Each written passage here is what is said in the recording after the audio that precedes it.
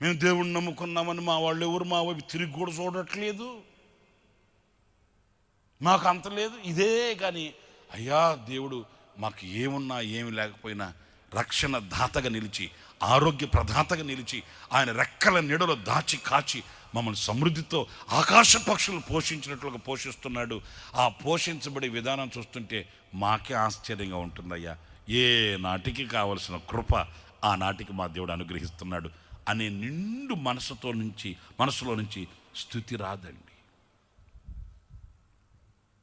స్తుతి పాడుటకే బ్రతికించిన జీవనదాతవు నీవేనయ్యా. ఎందుకంటే బ్రతికించింది ఆయన మనల్ని చనుక్కోడానిక? చెప్పండి గట్టిగా. దేనికి మనల్ని బ్రతికించింది? ఆయన చేసిన మేలులను తలంచుకొని